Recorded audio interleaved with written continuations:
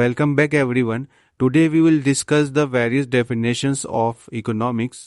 Economics में अलग अलग इकोनॉमिस्ट हुए जिन्होंने इकोनॉमिक्स की अलग अलग डेफिनेशंस दी। आज हम उन्हीं के बारे में डिस्कस करेंगे। सबसे पहले आते हैं एडम स्मिथ, जिन्होंने इकोनॉमिक्स की वेल्थ ओरिएंटेड डेफिनेशन दी। इनकी डेफिनेशन के अनुसार इकोनॉमिक्स एक ऐसी साइंस है जो वेल्थ की नेचर और उसके जो कॉजेज हैं उसकी स्टडी करती है। इसके एक्सप्लेनेशन की बात करते हैं।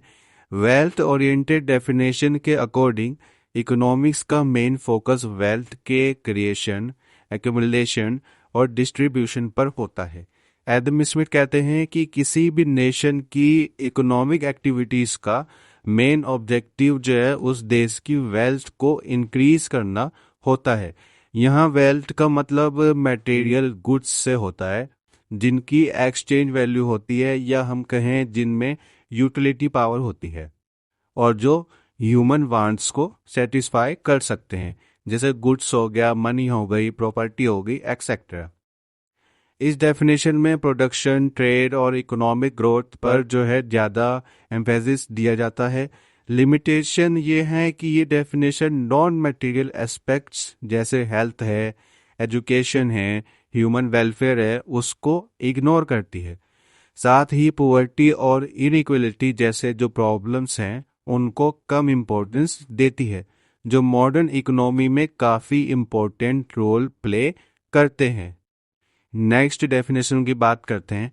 अगली डेफिनेशन अल्फ्रेड मार्शल की है। उन्होंने इकोनॉमिक्स को वेलफेयर ओरिएंटेड डेफिनेशन के रूप में देखा। उनकी डेफिनेशन का मतलब है इकोनॉमिक्स जो है वो इंसान के डेली लाइफ के जो बिजनेसेस हैं उनकी स्टडी करती है। ये इंडिविजुअल और सोसाइटी के जो उन एक्शंस का स्टडी करती है जो मटेरियल वेलबींग के अटेनमेंट और उससे कनेक्टेड होते हैं। इसके एक्सप्लेनेशन के बारे में बात करते हैं। इनका कहना है कि वेलफेयर ओरिएंटेड जो डेफिनेशन है उसमें वेल्थ के बजाय ह्यूमन वेलफेयर पर ज़्यादा फोकस किया गया है। अल्फ्रेड कहते हैं कि उनके अकॉर्डिंग इकोनॉमिक्स को ये स्टडी करना चाहिए कि लोगों की इनकम कैसे अर्न होती है, वो इनकम कैसे अर्न करते हैं और उसे अपनी नीड्स सेटिस्फाई करने में कैसे यूज़ करते हैं।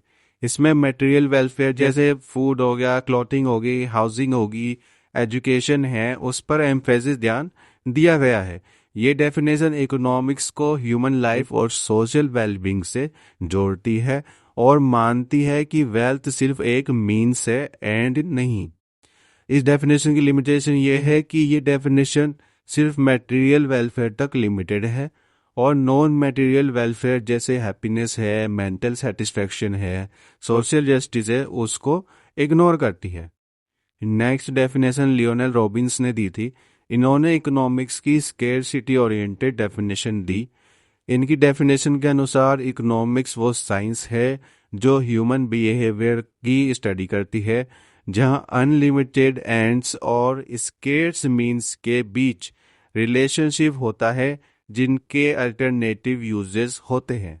एक तरीके से जो चॉइस की प्रॉब्लम होती है वही इनकी डेफिनेशन का मेन पर्पस है। इसका एक्सप्लेनेशन देखते हैं। स्केर्सिटी ओरिएंटेड डेफिनेशन कहती है कि ह्यूमन वांट्स अनलिमिटेड होते हैं लेकिन रिसोर्सेज लिमिटेड होते हैं और उनके अल्टरनेटिव यूजेस होते हैं। इस वजह से जो इंडिविजुअल्स हैं और सोसाइटी है उसको ये चॉइस करनी होती है कि लिमिटेड रिसोर्सेज का बेस्ट यूज कैसे किया जाए। ये डेफिनेशन रिसोर्स एलोकेशन, चॉइस और रैशनल डिसीजन मेकिंग पर फोकस करती है। इससे इकोनॉमिक्स का सेंट्रल प्रॉब्लम स्केर्सिटी क्लियर समझ आती है और इसलिए इसे साइंटिफिक और लॉजिकल माना जाता है।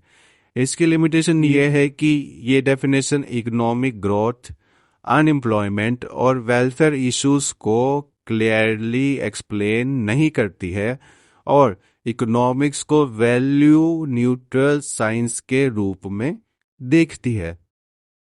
अब बात करते हैं नेक्स्ट डेफिनेशन की। ये पॉल ए सैमुअल्सन ने दी थी। इनकी डेफिनेशन ग्रोथ ओरिएंटेड डेफिनेशन थी।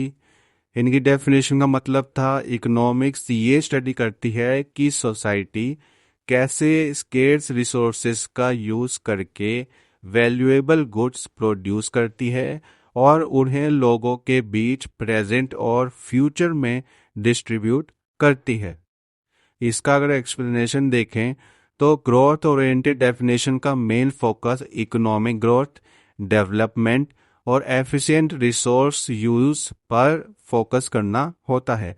पॉल सैमुएल्सन ने प्रोडक्शन, डिस्ट्रीब्यूशन और कंजम्पशन के साथ साथ फ्यूचर ग्रोथ को भी इंक्लूड किया। इन्होंने प्रेजेंट के साथ साथ फ्यूचर पर भी फोकस किया।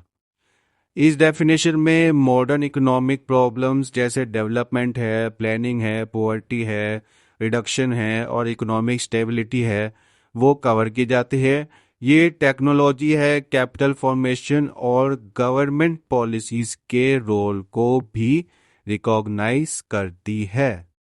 इन चार डेफिनेशन की अगर एक समरी लें तो एडम स्मिथ की जो वेल्थ ओरिएंटेड डेफिनेशन थी उसमें इकोनॉमिक्स का फोकस सिर्फ वेल्थ पर था।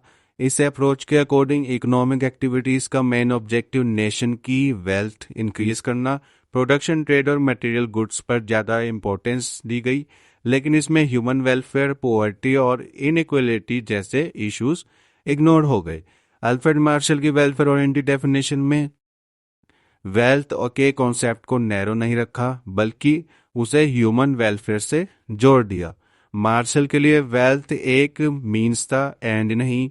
इकोनॉमिक्स को डेली लाइफ और मटेरियल वेलबींग से कनेक्ट किया गया। फिर भी ये डेफिनेशन सिर्फ मटेरियल वेलफेयर तक लिमिटेड रही और नॉन मटेरियल वेलफेयर को इसमें भी इग्नोर किया गया। फिर आए लियोनेल रॉबिन्स, उनकी स्कैरसिटी ओरिएंटेड डेफिनेशन आई। उन्होंने इकोनॉमिक्स को साइंटिफिक बनाया। इसमें अनलिमिटेड वांट्स और स्केर्स रिसोर्सेज के बीच रिलेशनशिप पर फोकस किया गया।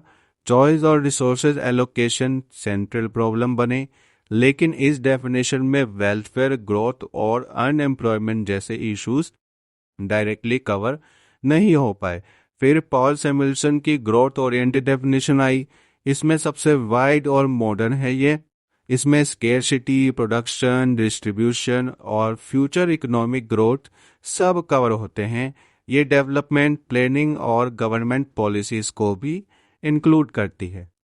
इस प्रकार हमने आज इकोनॉमिक्स की वेरियस डेफिनेशंस पढ़ी।